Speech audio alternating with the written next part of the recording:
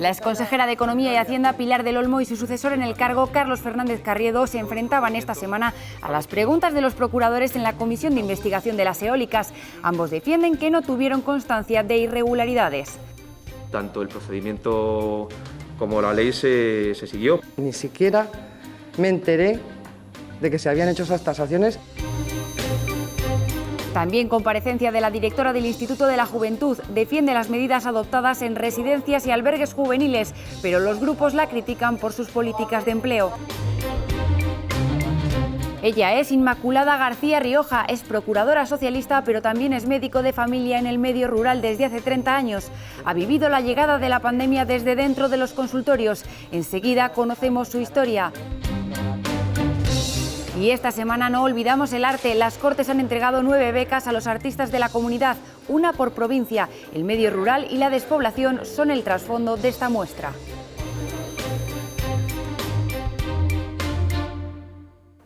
¿Qué tal? ¿Cómo están? La investigación sobre la trama eólica continúa avanzando. Después de la comparecencia a finales de julio del presidente de la Junta, era el turno para la exconsejera de Economía y Hacienda, Pilar del Olmo, y su sucesor en el cargo, Carlos Fernández Carriedo. Ambos defienden que no hubo irregularidades durante su etapa o que no las conocen. Lo repitió constantemente. Tanto el procedimiento como la ley se siguió. Una vez, dos. En todos los procedimientos establecidos se siguió el cauce. Y así durante toda su comparecencia. Se tramitaron conforme a la ley. De esta forma, a lo largo de cerca de 2 horas y media, el actual consejero de Economía y Hacienda negaba haber conocido irregularidades sobre la autorización de parques eólicos durante su etapa al frente de Medio Ambiente. Es transparente ese procedimiento y es público. Me parece también es oportuno ponerlo de manifiesto en la medida en que están las leyes. Pero la oposición, especialmente el PSOE, cargaba contra él. Usted, al igual que el señor Mañueco, siempre ha estado ahí y es inútil que niegue su conocimiento y participación activa. Desde luego no vamos a permitir que se tergiverse la verdad en función del interés político. Sobre las supuestas irregularidades en las autorizaciones de impacto ambiental, la pregunta de Ciudadanos... ¿Nunca les llegó algún comentario, alguna queja por parte de algún delegado territorial de Medio Ambiente? El consejero lo negaba. Y sobre esta cuestión de Podemos... Si usted o algún familiar o allegado se ha beneficiado de la adjudicación de parques eólicos en la provincia de Palencia. Fernández Carriedo respondía así. Ninguna persona a la que usted hace referencia ha solicitado nunca ningún expediente administrativo ante la Administración autonómica para la autorización de ningún procedimiento de esta característica. A continuación, otra comparecencia, la de la exconsejera Pilar del Olmo, de esta forma. No tengo ningún conocimiento y yo que sepa, no, yo ni sabía. Respondía a gran parte de las preguntas de la oposición, sobre todo relacionadas con este edificio de la Junta en Valladolid, la llamada Perla Negra. Ni siquiera me enteré de que se habían hecho esas tasaciones hasta, como digo, hasta que las pidió el juzgado. Del Olmo negaba de esta forma que conociera las distintas tasaciones realizadas respecto a este edificio, también marcado por la polémica. Me enteraría cuando usted, si salió algo en algún medio, pero vamos, no tengo más información que la que pudiera tener usted. Recordamos en primer lugar la obligación de decir la verdad en esta comisión de investigación y por eso sabemos que no nos va a contestar prácticamente a nada. Muchas cosas se te borran con el paso del tiempo y además están hablando de hace 1000 años. Su intervención fue criticada duramente por la oposición.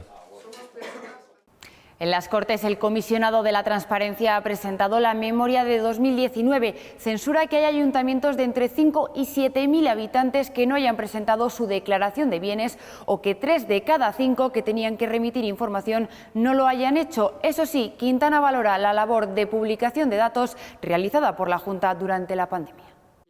Tomás Quintana presentaba en las Cortes la memoria de 2019 del comisionado de Transparencia, que deja datos como que de las reclamaciones presentadas, el 71% no recibió respuesta por las administraciones. Para que no pase esto, desde el comisionado piden más medios. Venimos abogando por una reforma legislativa que permita la imposición de multas coercitivas como medio dirigido a garantizar la ejecución forzosa de nuestras resoluciones. Una propuesta que ya han presentado en las alegaciones del anteproyecto sobre la ley de transparencia y que apoyan varios grupos. Para dar un cierto contenido de obligación a aquellas administraciones que incumplen reiteradamente las obligaciones de transparencia y de información activa. Otros, sin embargo, creen que el anteproyecto ya lo contempla. El anteproyecto de ley viene a resolver este problema al recoger un régimen sancionador donde la Comisión de Transparencia tendrá un papel muy relevante. El comisionado de la transparencia también tiene en cuenta la diferente realidad dentro de las entidades locales, en las que diferencia dos tipos. Una integrada por las diputaciones provinciales y ayuntamientos de mayor tamaño, los cuales están logrando un cumplimiento aceptable de la normativa de transparencia.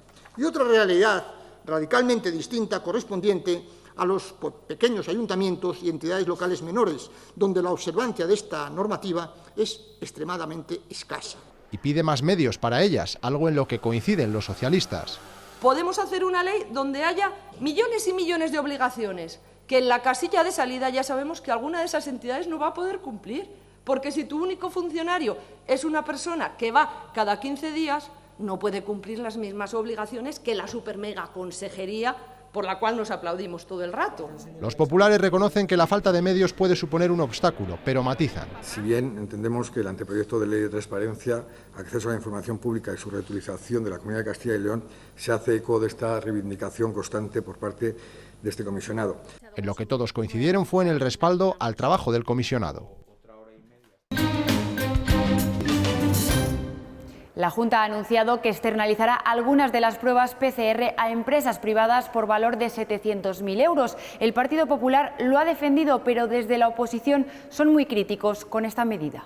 Estas mutuas están hoy contratando profesionales sanitarios, esos profesionales sanitarios que decían que no estaban, que no existían para hacer estas pruebas. Esos profesionales tendrían que estar en la sanidad pública. Es una vergüenza como en nuestra comunidad no tenemos el personal suficiente tampoco en materia sanitaria y vemos cómo sí que hay dinero para externalizar. Está bien que el Gobierno socialista y de Podemos de Valencia externalice las PCRs, pero está mal que lo haga la Junta de Castilla y León. Nosotros lo valoramos como un aumento de la agilidad, es decir, lo importante es que se hagan pruebas de PCR y todas las que se puedan hacer, mejor. El procurador del Común pide a la Consejería de Familia que evalúe a los ancianos que han permanecido aislados para ver qué efecto ha podido tener ese aislamiento en su salud y también que se actúe para el traslado de los mayores sanos de residencias a centros libres si se aumentan los contagios en una residencia. También sugiere que por normativa se obligue a la implantación de sistemas de comunicación periódica con la familia y que a ésta se le envíe un informe detallado y por escrito de la situación del residente. Y críticas de Podemos al decreto que anunció la Junta para la atención de menores y personas dependientes que tengan que ser aisladas por el coronavirus. Creen que se pretende vender humo y hacer autobombo y que en la práctica no va a resolver los problemas porque dicen no es lo suficientemente progresivo. Se ha pergeñado sin contar con los actores fundamentales como son los ayuntamientos y las diputaciones, que es un decreto que a día de hoy no tiene una cuantía económica específica y que es un decreto que, como he expuesto en mi alocución, arroja muchas más sombras que luces. Pasó ya con los ERTEs y muy mucho nos tememos que ahora va a suceder lo mismo. La directora del Instituto de la Juventud defendía las adaptaciones realizadas en las residencias y albergues juveniles a causa del coronavirus y destacaba las ayudas destinadas para el empleo. Los grupos la critican por tener falta de planificación y también por la ausencia de un plan de empleo específico para jóvenes. Las residencias y los albergues juveniles se readaptaron durante la primera ola de la pandemia para acoger a más de 130 sanitarios y personal de servicios sociales. Es una de las actuaciones que ha destacado la directora del Instituto de la Juventud, que también ha precisado la nueva realidad de estos centros. Está prohibido que cualquier persona ajena a la instalación acceda en estos meses a las instalaciones y tampoco permitimos que acudan alberguistas individuales. Además de las medidas de distancia, higienización de las instalaciones y habitaciones individuales que han reducido el número de plazas, Podemos pide más alternativas. Pueden ser convenios con otras residencias privadas, como pueden ser alternativas de alojamiento o ayudas para pagar ese alojamiento. Mientras, los populares destacan las medidas económicas diseñadas para estos jóvenes. Que los residentes en las residencias juveniles cuyos miembros de la unidad familiar hayan sufrido un despido, cese de actividad o ERTE en el año 2020 dispongan de beneficios en el abono de las cuotas. La oposición lo cree insuficiente, al igual que las políticas de empleo juvenil, con un 95% de precariedad, y sobre garantía juvenil. No es verdad que este programa cree empleo, no es verdad que la Junta cree empleo. Lo que ocurre es que los jóvenes se van y por eso se reduce esa tasa. No tienen realmente una política integral en materia de empleabilidad juvenil y es lo que nosotros aquí demandamos, que se planifique a largo plazo, a 5 años, a 10 años, me da igual, un formato de empleo joven para que 7.000 jóvenes no se vuelvan a ir. También polémica por no reunirse durante la pandemia con el Consejo de la Juventud. ¿Le parece apropiado no haberse reunido con ellos ni una sola vez durante el estado de alarma ni durante la pandemia? Los grupos le citan 91 medidas que este Consejo ha propuesto y que la directora dice no haber recibido. Esas medidas que a ustedes les han presentado, 90 medidas o 92 medidas, cuando me las presenten a mí, les atenderé, les escucharé y llegaremos a un consenso. Lo tengo clarísimo. También se habló de los campamentos de verano, este año sin pernoctaciones. Los Rural Camps han sido una bombona de oxígeno para satisfacer las necesidades de los jóvenes, pero también las de los mayores. Y sobre las actividades extraescolares suspendidas en Castilla y León y para las que exigen alternativas. El líder de los socialistas se reunía con el presidente del Consejo Económico y Social de Castilla y León. Ambos coinciden en las líneas que debe seguir la comunidad en materia industrial. Y Tudanca avisa, a las puertas de las ayudas que llegarán desde Europa, Castilla y León debe tener un plan a tiempo para no perder esa oportunidad. Será el presidente del Gobierno el que establezca cuál va a ser el plan estratégico negociado con la Unión Europea y los plazos para la presentación de este Gobierno. Pero convendría que en esta comunidad autónoma, primero, no nos pasara lo de siempre, y es que improvisáramos al final, cuando se acaban los plazos, qué queremos y hacia dónde queremos ir. No, necesitamos planificación. Estamos ya estudiando en este sentido cuáles pueden ser las propuestas en la industrialización, intentar articular un sistema a nivel europeo para prohibir deslocalizaciones arbitrarias y, por tanto, poder generar nuevos ámbitos industriales, nuevos planes de desarrollo industrial.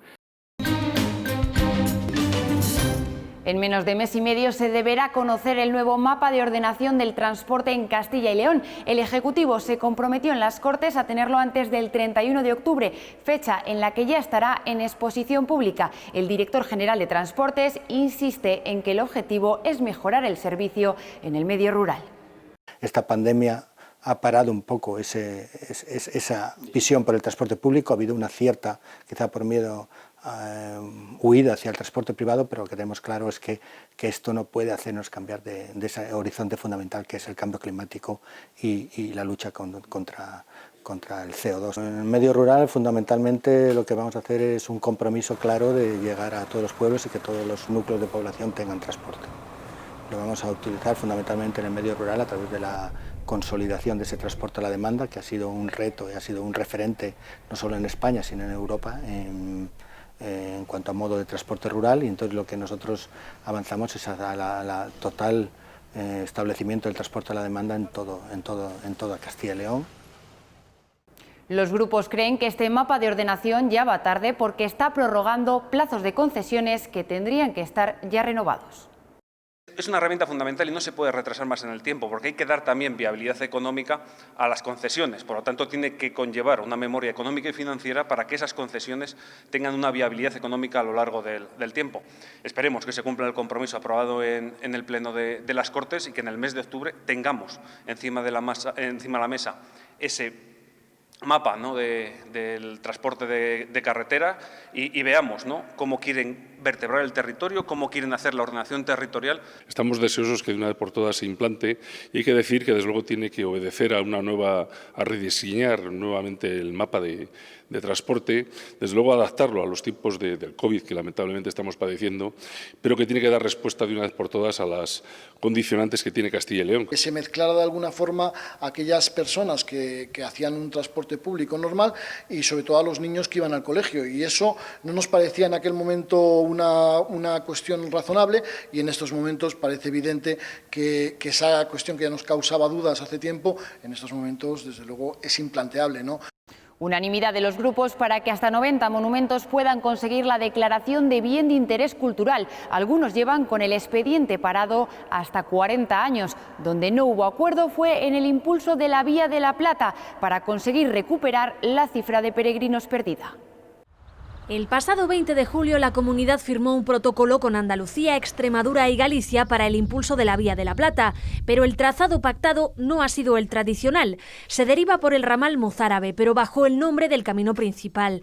Esto ha causado el enfado del PSOE. Es un camino bimilenario, cuando menos, y lo que no se puede hacer es desviarlo, es cambiarlo. Es decir, que la Vía de la Plata va de Zamora a Orense, pues no, señores. Ciudadanos asegura que la Consejería no pretende cambiar el trazado. Se pretende, por parte de la Consejería, avanzar y dinamizar otros territorios. Y apuesta por continuar con el protocolo, algo que rechazó tanto PSOE como Podemos. Donde sí hubo consenso fue en el impulso de los bienes de interés cultural paralizados. Hasta 90 monumentos tienen el expediente pendiente de resolución, algunos hace más de 40 años. Como la Villa Espinosa de los Monteros, que es el más antiguo sin resolver, inició su expediente en el año 1972, 48 años. No son representativos para decir que la Junta hace una dejación de funciones. Y le puedo asegurar y decir que algunos de los cuales ya ni siquiera existe. Por ejemplo, la casa en Milagros de Berazanetti. Ustedes saben que perfectamente, si no hay una declaración BIC, no hay una protección en el grado máximo, tal y como reconoce nuestra legislación. Los socialistas lamentan el deterioro de los ya catalogados. Tenemos casi 300 BICs declarados que están en proceso de ruina. Y piden impulsar otros como la antigua estación de tren de Segovia, con el expediente parado desde hace 38 años. Además, con su aprobación se podría reclamar y se tendría un argumento de peso para que Adif invirtiera en su conservación, ya que es propiedad de la empresa estatal. No es, y esto quiero recalcarlo, un problema de voluntad política, sino de competencia. El primero que tiene la responsabilidad de su conservación y de su mantenimiento es su propietario. En campaña electoral, todos los partidos en la estación, allí todos juntitos, se comprometieron a que la Administración autonómica declararía BIC ese monumento. Se ve que ya están todos muy mal informados. Finalmente se solicitará al Estado su resolución como BIC, aunque se mantengan las discrepancias sobre quién debe conservarla. La que ya ha conseguido su declaración como bien de interés cultural es la Villa de Madrigal de las Altas Torres. Lo ha logrado casi 60 años después.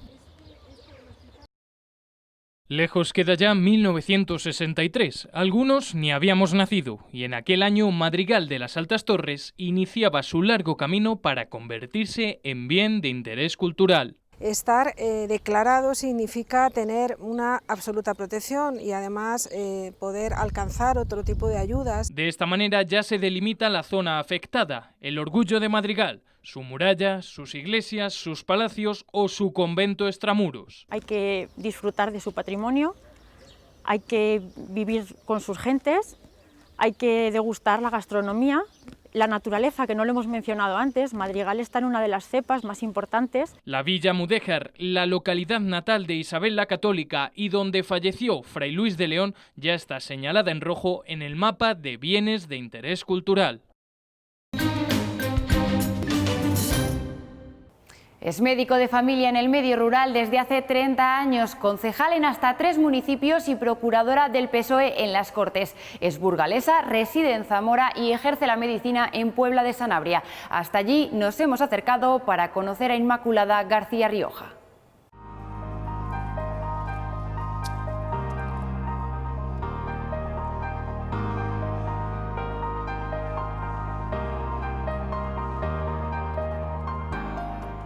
Vivo en Zamora, soy médico de familia y trabajo desde hace 22 años en la comarca de Sanabria, en la demarcación de Palacios de Sanabria.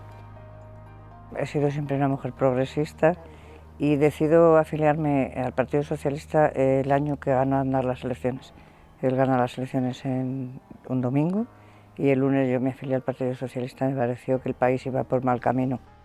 Fui concejal del Ayuntamiento de Benavente, fue una experiencia en la que yo aprendí mucho. Después, cuando me trasladé a Palacios de Sanabria, fui concejal. También me pareció que tenía que aportarle a los ciudadanos además de mi dedicación como médico de familia, quería también ayudarles a mejorar sus vidas, y luego ahora soy concejal de un pueblecito al lado de Zamora que se llama Moraleja del Vino, y bueno, la experiencia, la política municipal es la más cercana al ciudadano, la política municipal es muy bonita. Con mucho esfuerzo, yo tengo dedicación exclusiva al trabajo desde que me levanto hasta que me acuesto, o sea, es difícil, es un esfuerzo que uno hace, probablemente porque te dedicas a tus dos pasiones, que son la medicina y la política. Estoy leyendo La forja de un rebelde, siempre en papel. La última película que he visto es La vida es bella. Pues fundamentalmente leer. Facebook. Prefiero ir en coche. Prefiero alquiler. Prefiero biomasa. En el supermercado. Imposible, no podría. Este pueblo es una maravilla desde que entras hasta que sales. Su castillo, sus calles empedradas, el pueblo, sus gentes, su gastronomía. Este pueblo se vende solo. Yo llevo aquí 22 años y he tenido ocasión de irme y nunca he podido hacer eso. No sería capaz y eso que hago ese traslado de 100 kilómetros todos los días. Yo siempre digo que nací médico, que decir, yo no, en mi casa no recuerdan otra cosa de cuando yo era pequeña y jugaba a curar a los muñecos. Yo siempre he querido ser médico, no recuerdo haber tenido otra decisión ni otro deseo. Ese fue mi objetivo desde muy pequeña. Llevo 30 años ejerciendo medicina de familia en el medio rural. Es lo más bonito que puede hacer uno. Me ha dado el mundo rural más a mí que, lógicamente, lo que yo creo que he podido dar por ellos, que he intentado darles todo lo que he podido. En Benavente estuve trabajando en pediatría, en atención primaria también. Fue una época también muy rica y muy feliz. Y me gusta ver ahora cómo aquellos niños que yo vi de pequeños, pues ahora son gente ya mayorcita, que ya tiene sus trabajos. Hay incluso sanitarios, que me hacen mucha ilusión y sigo en contacto con muchos de aquellos pequeños. Yo creo que el día a día era ir allí, a sus casas, a sus pueblos, ahora eso se ha perdido, los consultorios están cerrados. Se ha dispersado ese sentido de la cercanía y de la proximidad que hace maravillosa la atención primaria. Dejamos la vida en eso, en intentar enseñarle a la gente cómo se previene este virus dentro de lo que sabemos, de lo que vamos conociendo de esta enfermedad, a enseñarles que esto es un problema de salud pública. Mientras no tengamos una vacuna, la vacuna es esas medidas de seguridad. Esto nos va a cambiar la vida. Yo creo que vamos a empezar a entender lo grandioso de la vida y sobre todo yo creo que nos va a hacer más solidarios, porque estamos aprendiendo que lo que yo hago te repercute a ti, que si yo me cuido, te cuido a ti, que si yo no me cuido, igual te mato a ti. Y yo creo que eso nos va a hacer más buenos y más solidarios. Mi deseo a medio plazo para Castilla y León es que esta comunidad autónoma sea capaz de resolver su problema fundamental, que es la despoblación. Espero que este problema y deseo lo va a resolver Luis Tudanca y el Partido Socialista. Y deseo que la epidemia de COVID se resuelva para esta comunidad y para el resto del país.